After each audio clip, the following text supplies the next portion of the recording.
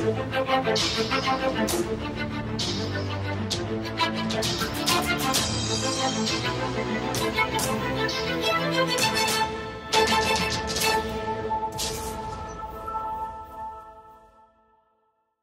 of the things that's not very well known is that it's actually illegal to cure cancer in this country.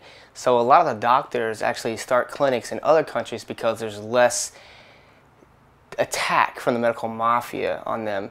So they feel actually safer to leave the land of the free to practice elsewhere.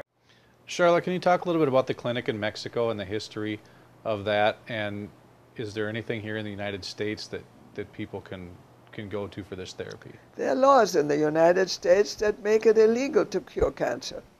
You can't. As a doctor or health practitioner, you're not allowed to treat cancer with anything but radiation, surgery, or chemotherapy, and if you do, you're a felon and go to jail. You can't heal cancer. In Mexico, it's different. So that makes me kind of weird for people to hear that it's illegal to cure, considering that there are no cures, for most of the diseases. We are all taught to believe that there is no cure for cancer, there's no cure for AIDS and things like that. But most of these diseases that have been around, we've at least had one person that have actually cured their condition. In 2008, 3-year-old Tula Larson was diagnosed with a form of autism. Hi, Tia. I'm fine.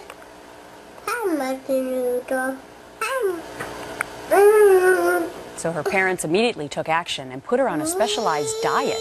Now they say she no longer displays signs of autism, and here she is at 4 years old. You did really good art. And I covered all instruments and music. Fun! So can certain foods really reverse the effects of this disease? I'm joined now by Michael and Tula Larson and Dr. Kenneth Bach, autism specialist and author of Healing the New Childhood Epidemics, Autism, ADHD, Asthma, and Allergies. Good morning to all three of you. Good morning, Grace. Good morning. So, Michael, you have this amazing story. Tula exhibited signs of autism. You changed her diet. How did you come up with that idea?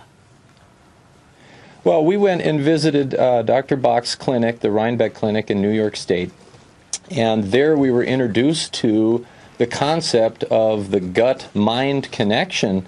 And he introduced us to a diet called the Body Ecology Diet that leans heavily on gluten-free, dairy-free foods and a lot of high probiotic foods like fermented foods. Specifically, young coconut kefir was a very effective one, but there are others. Mm-hmm. And so you started that particular diet, and how soon after did you see changes in Tula?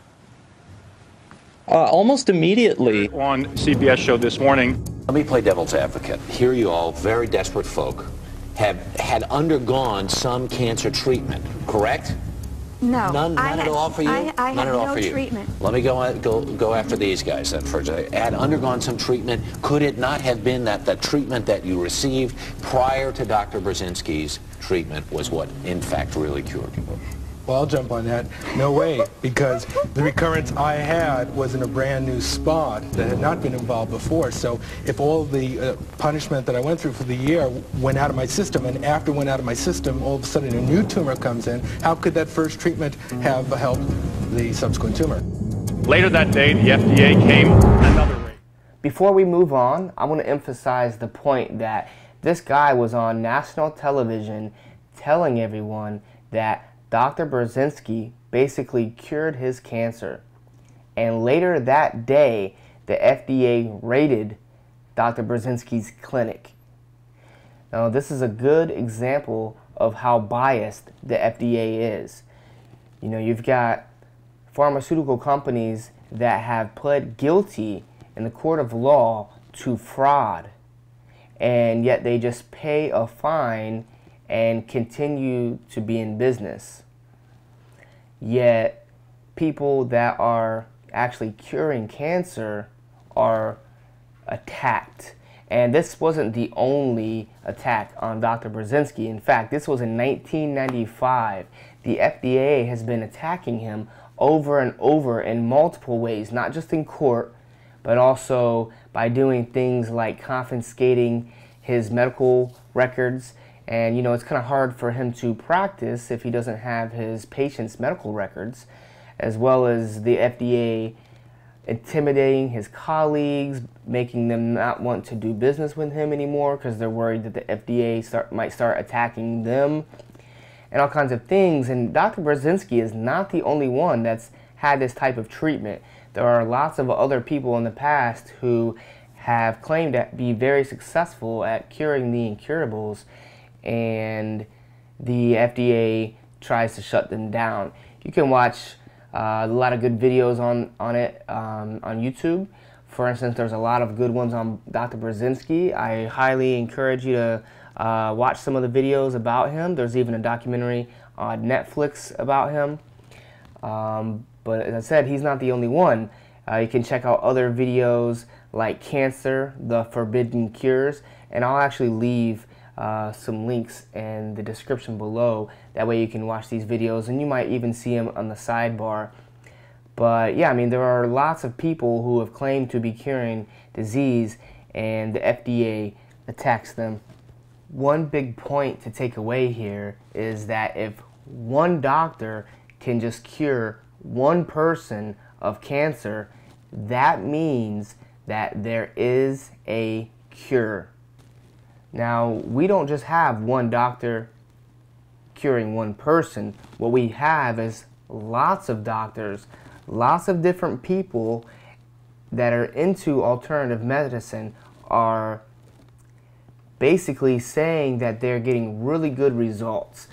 Unfortunately, they cannot come out right and say that they are curing cancer because they will be attacked and eventually shut down. But they are getting extremely good results, and they only get attacked, criticized, and ostracized by their peers within the medical system. But of course, the medical industry, at least in the Western world, the mainstream allopathic medical industry, they kind of disregard those cases. They want to just brush them off like, oh, well, you know, that was just a misdiagnosis, or, you know, or they just don't really have a reason why this person had this disease and then now they don't.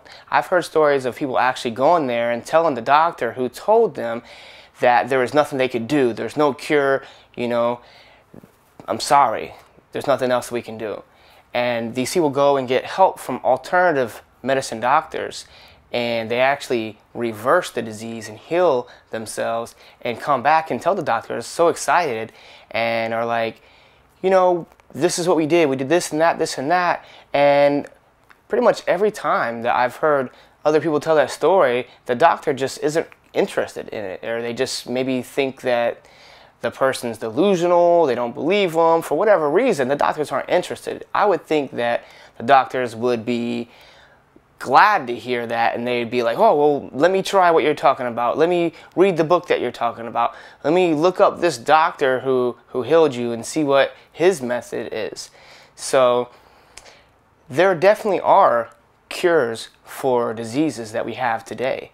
And you know, there's an old saying that there is no such thing as incurable disease. There are only incurable patients. So it's the patient, him or herself, that actually determines whether or not the disease is going to be curable. Because the first step in curing your disease is to actually believe that there is a cure for it, or there could potentially be a cure for it. Because if you're not open to that possibility, it automatically just shuts the door off and eliminates your potential for cure. And if you only go to the hospital where these doctors clearly tell you there's no cure for what you have, then how are you going to ever see a cure? You know, it's like if you had a car and it was broken, and you went to the mechanic and you said, can you fix this? He said, no, there's nothing I can do, but you know, I can just keep patching it up and just try to rig it up so you can make it a little bit longer.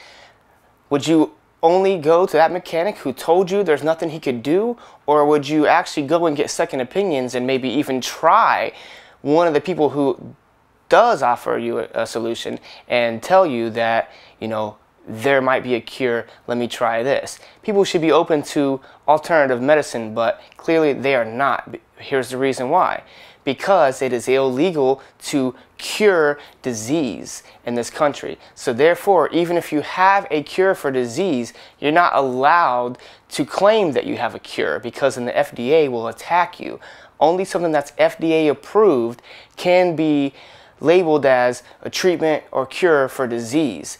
And they're not patenting, they're not allowing natural substances to be used as cures. A lot of the reason is there's no profit in natural substances. You know, a natural plant can't be patented. You can't patent nature unless, of course, you're Monsanto and you've got a lot of money and power. Then you can circumvent that whole system. That's another story for a different video. But there is no money in natural cures because you can't patent the plants if that's how you're doing it. So what they do is they oftentimes extract things from the plants and then they use them in a pharmaceutical form. They isolate them and they'll use them in pharmaceutical drugs and they'll use them to treat the symptoms, but they never treat the cause. And that's why they're not curing anything. They're only treating the symptoms and they don't even know the cause. Most of the diseases that are out, doctors are clueless of what the cause is, much less what the cure is. So they may not have a cure, but that doesn't mean that there is no cure that exists. There's a cure. We're learning more every day. We're constantly learning more and improving. And the medical industry just turns their back upon it because the doctors are taught from, you know, the medical schools, the books, you know, which are funded by the medical or the pharmaceutical industry in general. You know, there's big money behind this. So it costs a lot of money to get an FDA approved drug.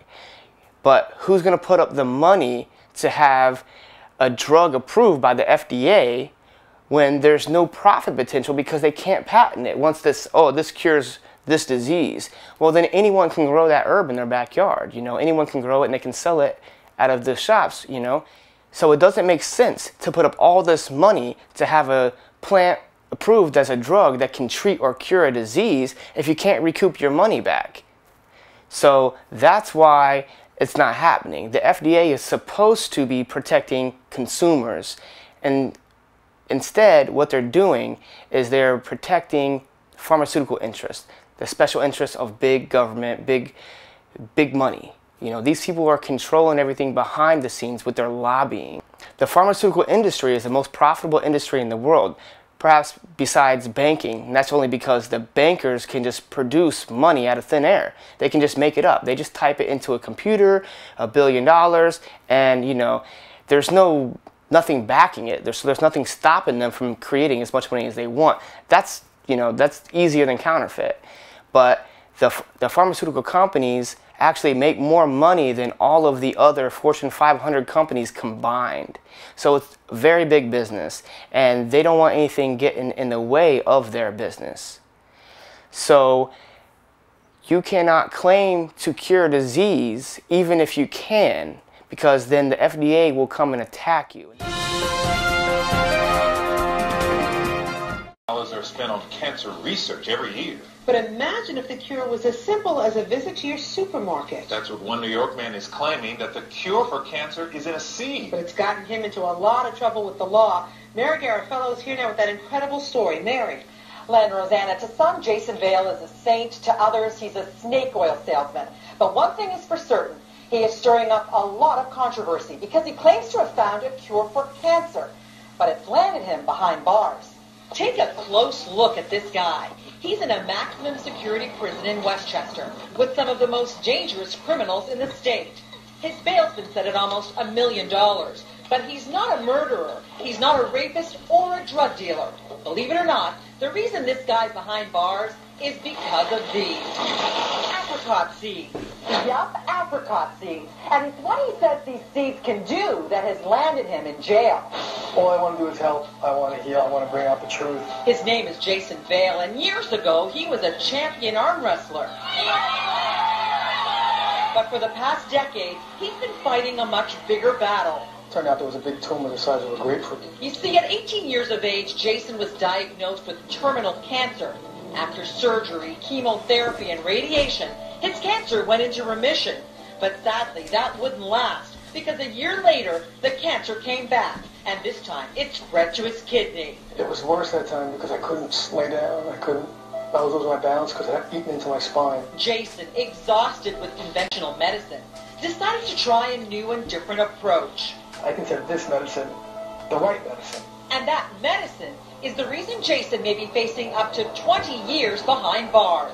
I bought cases of peaches, and I would just pound the peaches open with a hammer. Jason heard that eating the pits of apricots and peaches could be a cure for cancer. So like a lot of people fighting to save their lives, he was willing to try just about anything. And unbelievably, after months of eating the seeds, the tumor doctors said would kill him started to disappear. It was 2.5, shrunk down to 1.1. Not only were his doctors surprised, but even Jason was stunned. And he was convinced the seeds were his lifesaver.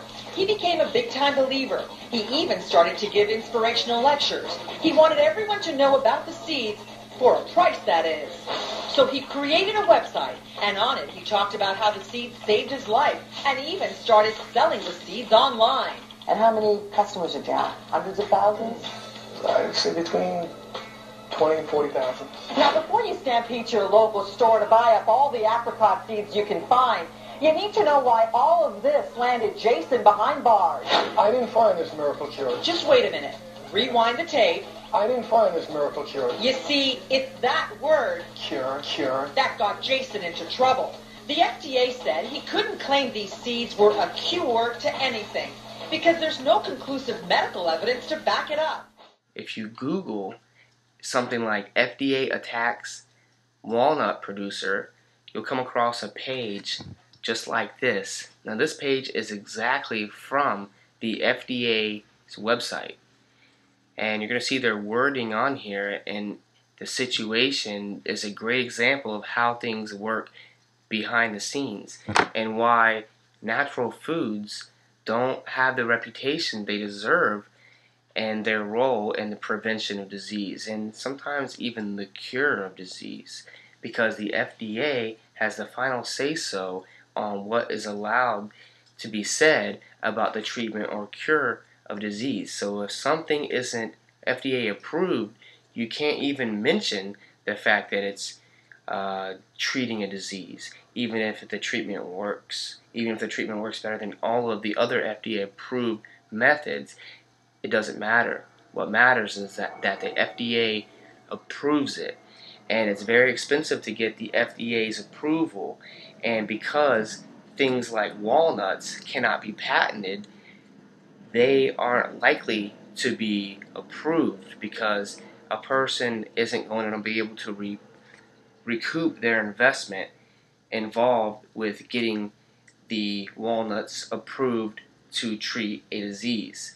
So if you can't recoup your investment, you're probably not going to waste your money getting the FDA's approval. And the reason why you won't be able to recoup your money is because you can't patent it. If I spend a lot of money getting my walnuts approved by the FDA and showing them, hey, look, this really can be used to prevent heart disease, then even if it gets approved, the next guy, my competitor, who also produces walnuts, can also claim that his walnuts can be used in the treatment or the prevention of heart disease.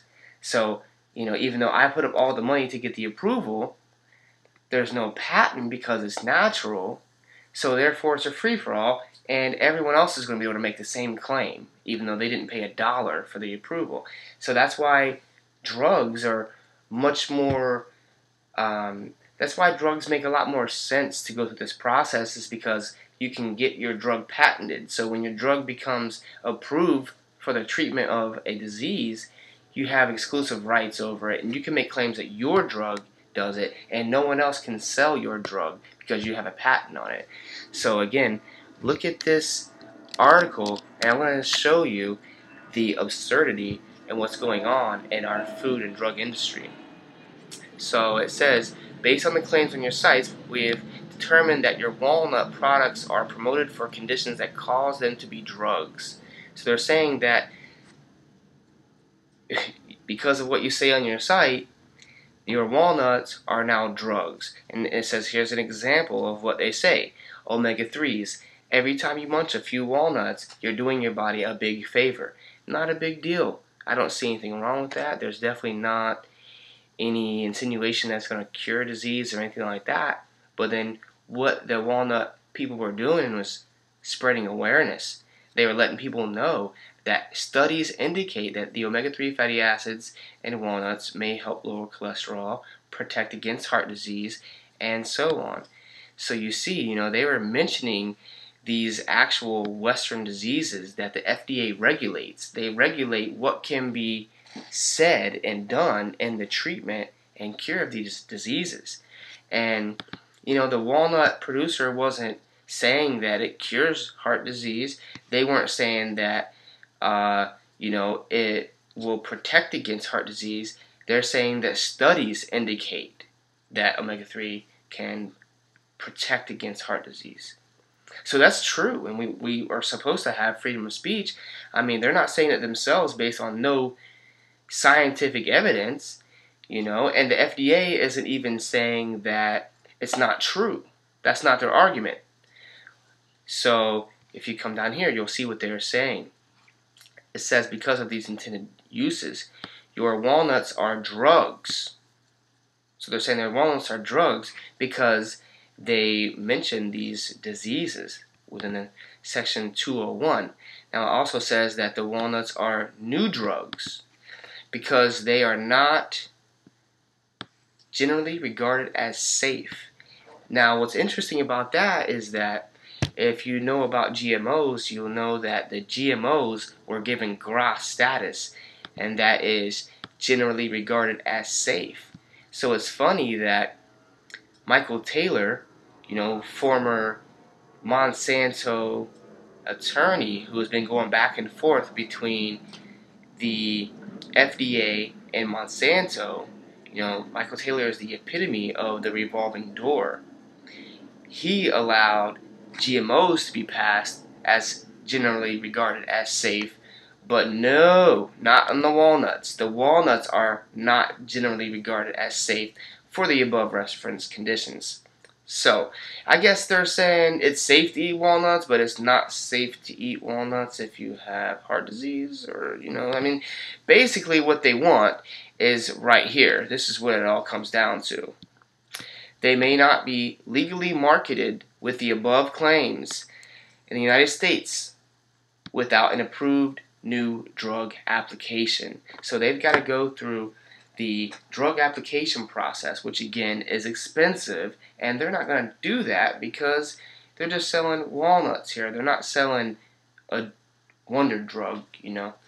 So that's the weird catch-22 that we're in, is the natural things actually can cure and prevent disease, but they can't be patented, and therefore it's not profitable to go through the drug application, and the FDA sees anything that can be used to treat or cure a disease as a drug. So therefore it basically puts up a huge hurdle for any claims to be made, you know, and as far as they are concerned, there is no cure, you know, and then you can't say that there is a cure with your natural stuff because it hasn't been approved, and if you want it approved, it's very expensive. So this is just a good idea of a good example of how the FDA kind of, under the guise of protecting us from, you know, frivolous claims, at the same time, they don't let even walnut producers make vague, you know, harmless claims. One of the ways that they get around that, for example, you know, Bob Beck there's a such thing as a Bob Beck protocol, where he has 4 different devices, 4 different things he uses in his protocol that he claims cures disease. But Bob Beck cannot sell anything. You know, when you read his papers, he'll, in the middle of nowhere, he'll put I do not sell anything. Don't contact me to buy this device. He gave plans to build these devices on the internet so anyone can build them. So it was like his gift to the world. Here, I'm telling you what this does. I'm telling you how to build it. But if he were to sell that device, then they would come after him because he is profiting off of it. That's the key. You can have free speech and you can say things cure things, but if you actively sell someone, whether it be a product, like one of Bob Beck's products like the magnetic pulsar, and you say this will cure your disease, they can come after you. If you try to sell an herb, say this will cure your disease, they will come after you. So what he did is he worked with a company called SOTA, S-O-T-A, and helped them design the magnetic pulsar. Now if you look on SOTA's site and you try to find out what exactly it does, you won't get very much information. That's because if they tell you it cures disease, then they could, they'll be shut down. They could get in big trouble. So they've got to circumvent the system and be slick about it by having SOTA just kind of put their stuff out there and, putting the stuff for sale. They can't make any medical claims, but, they sell it. But Bob Beck, on the other hand, he can make the medical claims because he's not selling it. So we have to kind of be tricky in the way that we word things in the land of the free here. Another way that people get around it is, for instance, in Oriental medicine, they use acupuncture, they use herbs. It's a totally different medical philosophy, a totally different medical system. So they don't use the word cancer. That's not a Mandarin word. That's an English word that we use in our Western medical system to diagnose and to label a certain condition. Whereas over in China, an acupuncturist might look at it as like dampness in the spleen or spleen-yang deficiency, things like that. It's a totally different wording and there's a totally different system behind it. So they aren't necessarily treating cancer because when they look at a person, they diagnose it, the name of what they're doing is something totally different, So they're able to actually do that kind of thing, like cure diseases, but because they're not curing cancer, they can get away with it. And, people that are in the natural health field in America, they can't use the word cure. So that's why you'll hear people say, oh, I don't cure disease, I help the patient heal, and then the disease goes away. Or they have to use the words, they healed the disease, they reversed the disease, they, things like that. So it's just really a game of wording, because the FDA has monopoly. They have exclusive rights over what you can say. They can't help what you can do. You can cure cancer, but you can't say that you cure it. You can say that you reverse it. And there are thousands of cases of people all over the world that have reversed cancer with a whole bunch of different ways.